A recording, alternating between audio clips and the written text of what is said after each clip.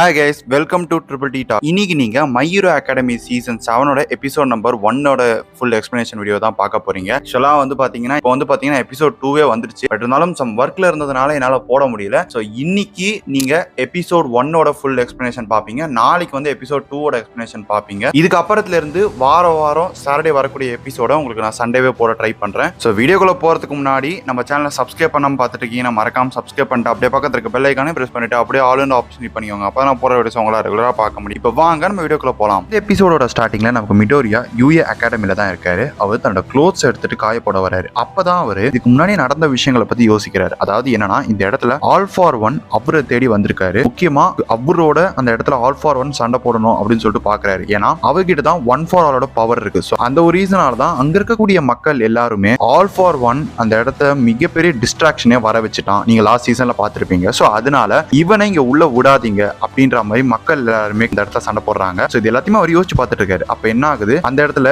இவங்களோட கிளாஸ்மேட்ஸ், அதாவது மிடோரியாவோட கிளாஸ்மேட்ஸ் அவன் இங்க வர வேணாம் தான் சொன்னான். பட் நாங்க தான் அவனை இங்க கூட்டிட்டு வந்தோம். அவனால எந்த பிரச்சனையுமே வராது. அவன் இன்னும் இந்த யூஏ அகாடமில நிறைய விஷயத்த கத்துக்க வேண்டியதா இருக்கு. அப்படி எந்த பிரச்சனை வந்தாலுமே நாங்க அதை பாத்துக்கிறோம் அப்படின்றத அவங்க மக்கள் எல்லாருக்குமே அஷூரன்ஸ் தராங்க. தரப்ப ஃபர்ஸ்ட் அவங்க ஒத்துக்கல. பட் இருந்தாலுமே கொஞ்சம் கொஞ்சமா அந்த இடத்துல எமோஷனல் ஸ்பீட் எல்லாம் அந்த இடத்துல சரி ஓகேன்னு சொல்லிட்டு மக்கள் எல்லாருமே ஒத்துக்கிட்டதோட தான் கரெக்டா நமக்கு லாஸ்ட் சீசன் முடிச்சிருப்பாங்க. அது எல்லாத்தையுமே இவர் யோசிச்சு பார்த்துட்டு இருக்காரு. அதே டைம்ல நமக்கு ஆல்மைட்டோட மாஸ்டரான டொரினோ அந்த இடத்துல அவர் ஃபைனலா ஒன்று சொல்லியிருப்பாரு. அதாவது என்னன்னா, எப்ப வேணா எண்டு வரலாம். ஸோ நம்ம அதுக்கு ரெடியா தான் இருக்கணும் அப்படின்ற ஒரு விஷயத்த அவர் சொல்லியிருப்பாரு. ஸோ அப்ப இது எல்லாத்தையுமே அவர் யோசிச்சுக்கிட்டு மிடோரியா என்ன சொல்றாருன்னா, கண்டிப்பா கூடிய சீக்கிரம் ஃபைனல் பேட்டில் வரப்போகுது. ஆனா இப்ப என் கூட என்னோட ஃப்ரெண்ட்ஸ் எல்லாம் இருக்காங்க. ஸோ அதனால கண்டிப்பா என்னால இந்த ஃபைனல் பேட்டில் ஜெயிக்க முடியும் அப்படின்றத அவர் சொல்றதோட தான் இந்த எபிசோட ஸ்டார்ட் பண்றாங்க. ஸோ இது எல்லாமே நடந்து முடிஞ்சதுக்கு அப்புறமா கரண்ட்ல இந்த எபிசோட்ல என்ன நடக்குதுன்ற மாதிரி காமிக்கிறாங்க. என்னன்னா, இதுக்கு முன்னாடி லாஸ்ட் சீசன்ல ஒரு மிகப்பெரிய டிஸ்ட்ராக்ஷனால ஜப்பானே ஒரு மிகப்பெரிய ஆபத்தை சந்திச்சிருக்கோம்ல. சோ அந்த விஷயத்தை யூஎஸ்ல இருக்கக்கூடிய ஒரு ஏர்ஃபோர்ஸ் இதை பார்த்துட்டு இருக்காங்க. சோ இந்த நியூஸை தான் பார்த்துட்டு இருக்காங்க. அந்த நியூஸ்ல என்ன சொல்றாங்கன்னா, இந்த இடத்துல ஒரு மிகப்பெரிய டிஸ்ட்ராக்ஷன்ஸ் வில்லன்னால நடந்துருச்சு. அதே டைம்ல பாத்தீங்கன்னா இங்க ஜப்பான் ஃபுல்லா நிறைய வில்லன்ஸ் வந்துட்டாங்க. அதனால மற்ற கண்ட்ரீஸ்ல இருக்கக்கூடிய ஹீரோஸோட ஹெல்ப் எங்களுக்கு தேவைப்படுது அப்படின்னு சொல்லிட்டு ஒரு ரிப்போர்ட்டர் சொல்லிட்டு இருக்காருப்ப அந்த இடத்துல அந்த வில்லன் ரிப்போர்ட்டரோட கழுத்தை பிடிக்கிறாரு. கழுத்தை பிடிக்கிறத இங்க இருக்கக்கூடிய யூஎஸ் இவங்க எல்லாருமே பார்த்துட்டு என்ன நடக்குது, இந்த மாதிரிலாம் நடக்குதா, நம்ம எப்படி அதை தடுத்தாகணுமே அப்படின்னு சொல்லிட்டு அவங்க பேசிட்டு இருக்கிறப்பதான் அப்ப நமக்கு ஒருத்தரை காமிக்கிறாங்க. சோ அவங்க தான் ஸ்டார் அப்படின்ற அந்த கேரக்டர். சோ இவங்க ஒரு மோஸ்ட் இம்பார்ட்டன்ட் கேரக்டர் இந்த எபிசோட்ல. சோ அவங்கள காமிக்கிறப்ப மெயினா அவங்க வில்லன் யார் சொல்றாங்க அப்படின்னா, சிகாரிக்கி அப்படின்ற அவரோட பேர் தான் ஆக்சுவலா என்ன சொல்றாங்க. ஏன்னா அவர் தான் இங்க ஆல் ஃபார் ஒன்னால கண்ட்ரோல் பண்ணப்பட்டிருப்பாரு. அப்ப நமக்கு யூஎஸ்ல இருந்து ஸ்டார் அப்படின்ற டாப் ஹீரோ கிளம்பி வரதோட தான் அந்த இடத்துல நமக்கு முடிக்கிறாங்க. சோ அந்த சீனை கட் பண்ணா நமக்கு வில்லனோட ஹெட்டான ஆல் ஃபார் ஒன் அவரை காமிக்கிறாங்க. அவர் அந்த இடத்துல ஒரு வில்லன் கிட்ட பேசிட்டு இருக்காரு. அவர் என்ன சொல்றாரு அப்படின்னா, இப்ப மிகப்பெரிய பிளான் நான் யோசிச்சுட்டு இருக்கேன். இந்த ஒரு மிகப்பெரிய டிஸ்ட்ராக்ஷனை தான் நான் ரொம்ப வருஷமா கொண்டு வரணும் அப்படின்னு சொல்லி பார்த்துட்டு இருந்தேன். எனக்கு ஒரு வழியா அந்த ஒன் ஃபார் ஆலோட எல்லா பவருமே கிடைக்கணும் அப்படின்ற மாதிரி தான் அவர் பேசிட்டு இருக்காரு. அப்ப இந்த வாரை நம்ம ஜெயிப்போமா அப்படின்னு சொல்லிட்டு இன்னொருத்தர் கேட்கிறப்ப அவர் என்ன சொல்றாரு அப்படின்னா, இங்க என்னோட நிறைய அலைஸ் இருக்காங்க. இந்த வாட்டி கண்டிப்பா நம்ம வார் ஜெயிக்க தான் செய்வோம். ஆனா எனக்கு இந்த ஷார்ட்டான ஜெயிக்கக்கூடிய வார் வேண்டாம். இது ஒரு ஹியூஜான ஒரு வாரா இருக்கணும் அப்படின்னு அவர் பேசிட்டு இருக்காரு. ஸோ அதுக்காக தான் நிறைய கண்ட்ரீஸ்ல இருந்து வரக்கூடிய அந்த ஹீரோஸ் எல்லாரையுமே நம்ம அட்டாக் பண்ணி அது மூலியமா நம்ம இந்த உலகத்தையே நம்ம வெறும் வில்லன்ஸ்க்கான உலகமாவும் அதே டைம் ஒருத்தருக்கு ஒருத்தர் அந்த இடத்துல ஃபைட் பண்ணக்கூடிய ஒரு பர்சன்ஸாவும் மாத்துவோம் அப்படின்ற மாதிரி அவர் சொல்லிக்கிட்டு இருக்காரு. அப்பதான் அவர் சொல்றாரு என்னன்னா, எப்படி இந்த இடத்துல ஆல்மைட் ஒரு மிகப்பெரிய ஹீரோவா இருக்கோ அதே மாதிரி நமக்கு யூஎஸ்ல ஆர் அண்ட் ஸ்டை அப்படின்ற ஒரு மிகப்பெரிய ஹீரோ இருக்காரு. அந்த மிகப்பெரிய ஹீரோவை இந்த இடத்துக்கு நான் வர வைக்கணும்ன்றதுக்காக தான் ஷிகாரிக்கிய நான் தூண்டி விட்டேன் அப்படின்ற மாதிரி அந்த இடத்துல அவர் சொல்றாரு. அப்பதான் நமக்கு என்னத்தை காமிக்கிறாங்க அப்படின்னா, அங்க இருக்கக்கூடிய மீதி ஹீரோஸான ஜீனியஸ், அதுக்கப்புறம் ஹாக், ஃபயர் பவர் இருக்கக்கூடியவர். ஸோ இங்க 3 பேருமே அந்த இடத்துல போயிட்டு இருக்கிறப்ப அப்ப நமக்கு அவங்களுக்கு ஒரு இன்டிமேஷன் மாதிரி கிடைக்குது. என்னன்னா,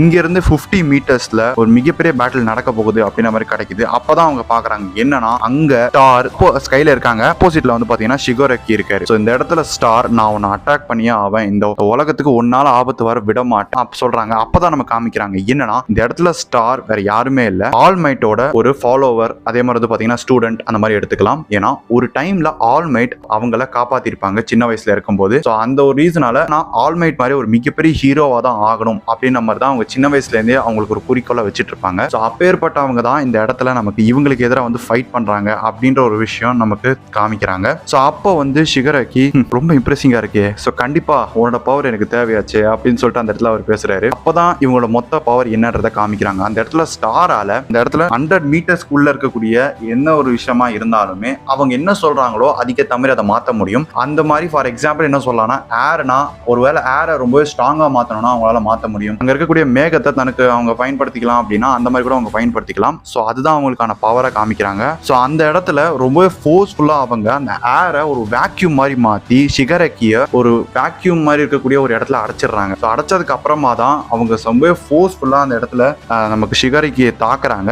அப்பதான் அவங்களுக்கு ஒரு விஷயம் தெரிய வருது, என்னன்னா இவருக்கு ரீஜெனரேஷன் எபிலிட்டி ரொம்பவே ஜாஸ்தி அப்படின்ற ஒரு விஷயமே தெரிய வருது. ஸோ அப்போ அவங்க வந்து நான் வந்து சும்மா ஒன்றும் ஆல்மைட் மாதிரி ஆகணும் அப்படின்னு சொல்லிட்டு பார்க்கல, நான் வந்து ஆல்மைட் மாதிரியே அவருக்கு ஜஸ்டிஃபிகேஷன் கொடுக்கக்கூடிய ஒரு லாயலான பர்சனா நான் இருக்கணும் அப்படின்றத நான் சின்ன வயசுல இருந்தே நான் முடிவு பண்ணேன். கண்டிப்பா நான் உன்னை இந்த இடத்துல டிஃபீட் பண்ணியே ஆவேன் அப்படின்னு சொல்லிட்டு அவங்க ரொம்ப விதம் நிக்கிறாங்க.